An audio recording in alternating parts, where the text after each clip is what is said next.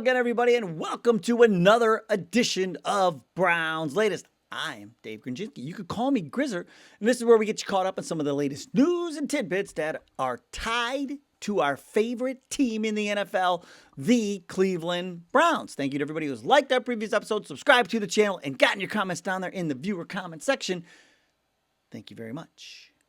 On today's show, do you know that the biggest key to the Browns beating the Niners tomorrow will actually be standing on the sideline and never step on the field? Myles Garrett and Carson Schwarzenegger, yes, they get a lot of headlines. But you know that one member of this Browns defense is considered the unsung hero and is quietly having the best season of his career. Yes, the prediction pen is here. In a turkey-induced coma, but woke up the prediction pen out of its coma. Now, remember, on a heater, predicted Shedeur over 200 last week, predicted the Browns winning, and it gets the game right I think it's gotten it right every single week except once, and we always give it the warm-up question on Saturdays, and that question is, prediction pen, will this be a good show? If you're lucky. Okay, that's good. I always take that as a yes when the prediction pen tells us if you're lucky. Now, down in the viewer comments when we get there is Kevin Stefanski against the spread. It's Cleveland against the world, Kevin Stefanski against the spread. Does this have something to do with that punt and the over and under and all of that? I don't know. We will find out when we get there. First things first, though, the headlines. Now, no significant injuries. I say that, though. Alex Wright will be out again. He's been out for the last few weeks with that quad. Aiden Huntington also out, and Jerome Ford nursing a hammy, so he's questionable, which could mean a lot more work for Dylan Simpson if Ford can't go, but we like Dylan Sampson on the field more anyway. Orange helmets, brown jerseys, white pants, the second best combination. The best combination is orange helmets, brown jerseys, orange pants, but this is the second best combination that we will be wearing against the Niners tomorrow afternoon. The Browns lead this overall series 13-8. So put that in your Montana and Rice and smoke it, San Francisco Niner fans. How do you like that? And then, hey, this could be the biggest story, though, going into this game is the weather. It's supposed to be cold, supposed to be snowy, supposed to be windy. I think the wind is going to be a big factor. But here's the thing. Our guy went to Colorado, spent time in Colorado. They get snow in Colorado. It gets cold in Colorado. So not going to phase our QB1. Shedeur will be ready for it. He is no stranger to the snow. And Jim Schwartz is no stranger to Kyle Shanahan and his offensive tactics. Yeah. So Schwartz will be on the sideline, won't step on the field, but he will be instrumental on helping us pull off this win because he knows how to shut down Kyle Shanahan's offense. They've been going at it since 2008, and Jim Schwartz has dominated Kyle Shanahan, no matter where they're at. If Schwartz is in charge of the defense and Shanahan is in charge of the offense, Schwartz dominates. Look at this. He is 9-1 against Shanahan when they play. Only in 10 games, only one time has Shanahan been able to score more than 20 points on a Jim Schwartz-led defense. And the last time the Browns played San Francisco, which was in 2023, in that game, Brock Purdy went 12 for 27, 125 yards. His quarterback rating was 39.8. He was sacked 3 times and threw an interception and went 2 for 10 on passes over 10 yards. The Browns beat them 19-17. That was back on October 15th of 2023.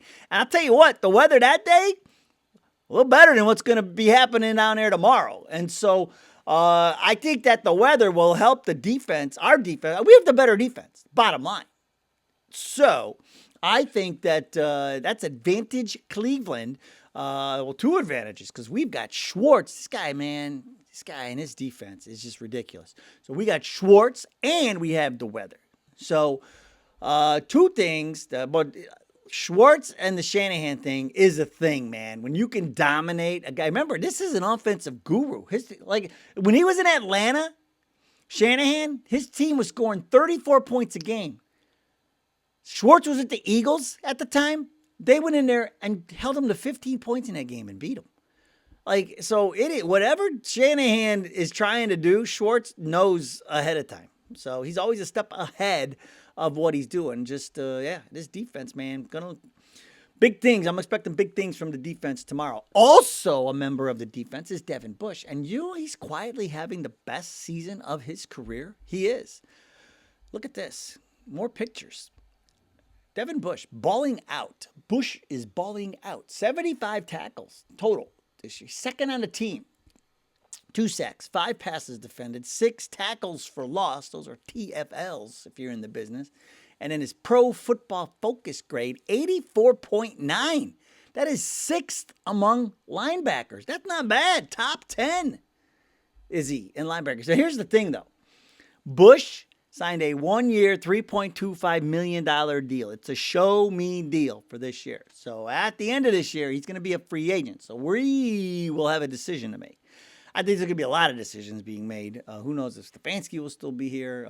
Barry, I think, Barry. At this point, I think Barry would be here. But then who knows if somebody doesn't come calling for Jim Schwartz to be their head coach. He should be our head coach. If that happened, if we let Schwartz walk out of here and we keep Stefanski, I will lose my mind.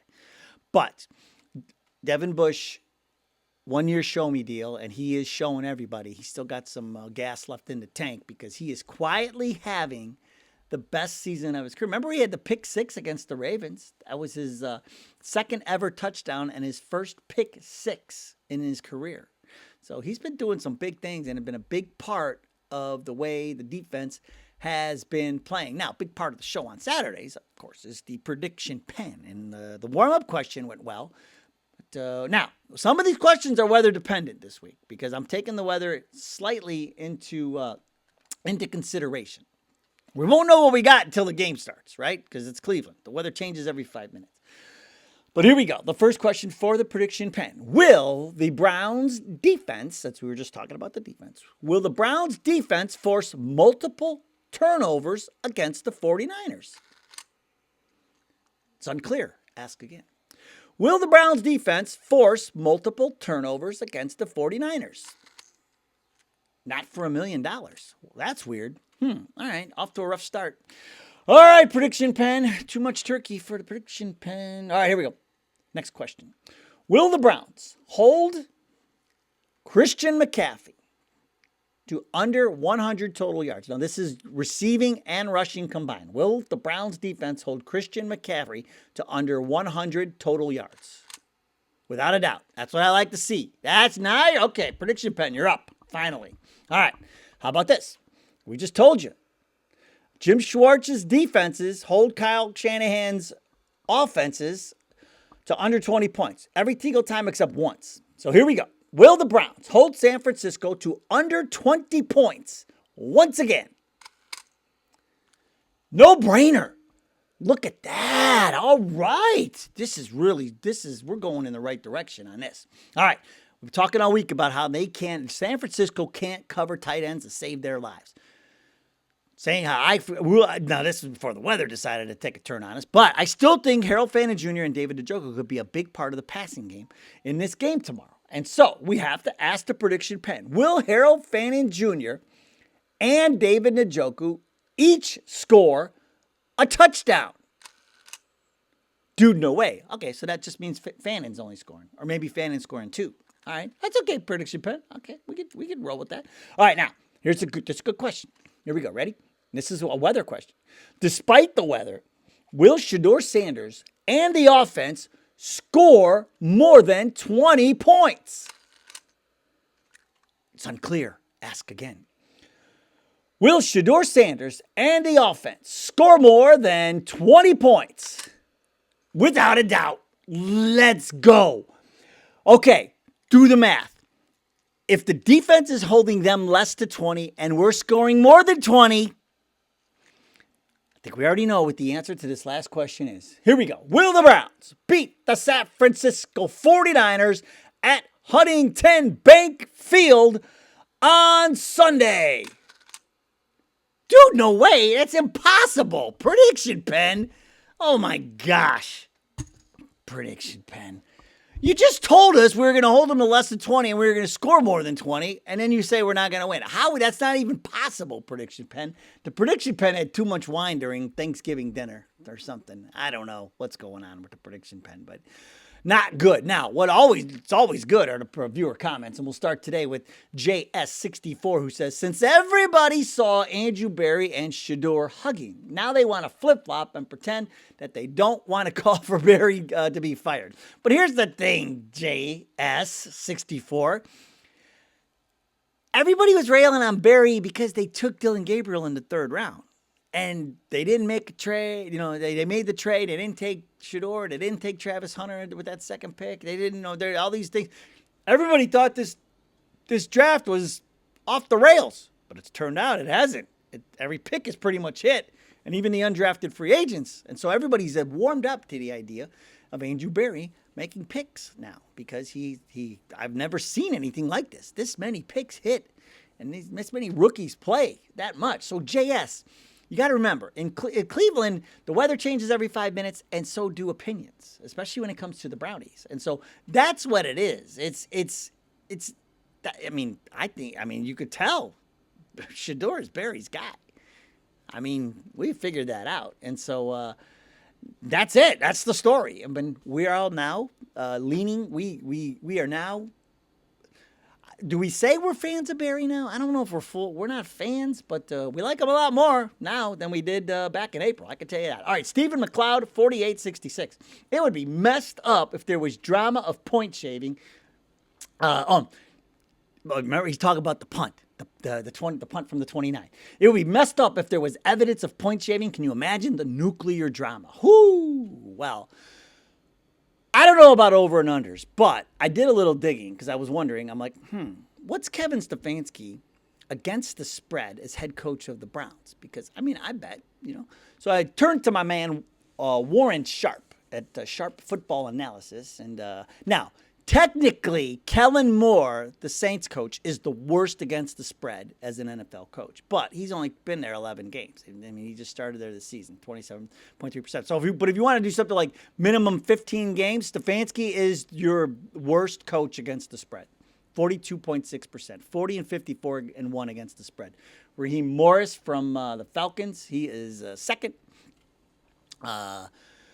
Dan Quinn then comes in there at 44.6%, 50 and 62. He's the Commandos coach. And then D'Amico Ryans of the Texans is almost 500. He's 21-23 and 1, 47.7%. So now this is an over and unders. I don't have stats on over and unders. Remember, they were on to 29, and the over and under on that game last Sunday against the Raiders was 36, and it was 24-10 at the time, which was 34. So the game was sitting on the under.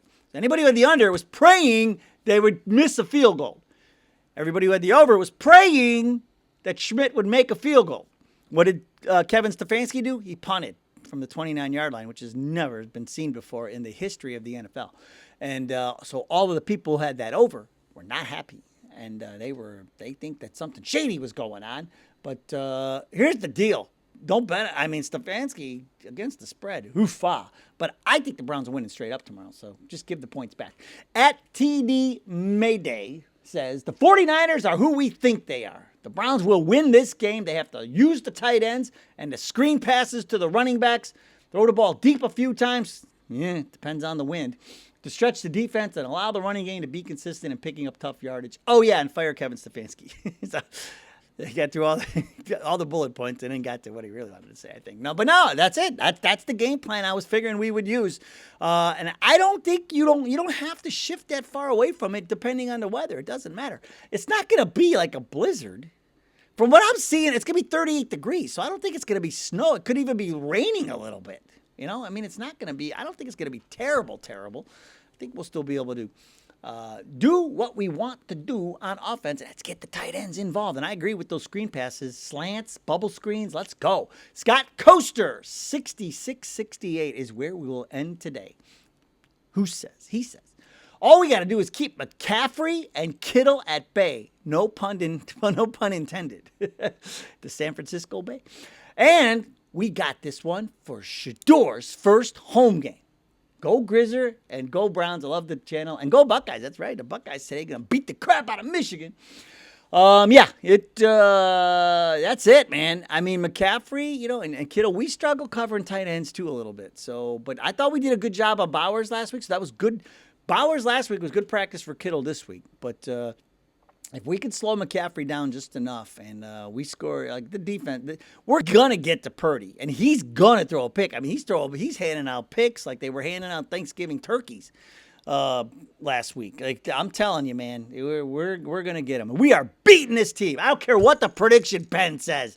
Makes no sense. We're going to hold them to less than 20 and score more than 20, but somehow the prediction pen tryptophan coma. That's what the prediction pen's on. All right, that's going to do it for today's show. Thanks so much for watching. Go Browns! We will see you next time.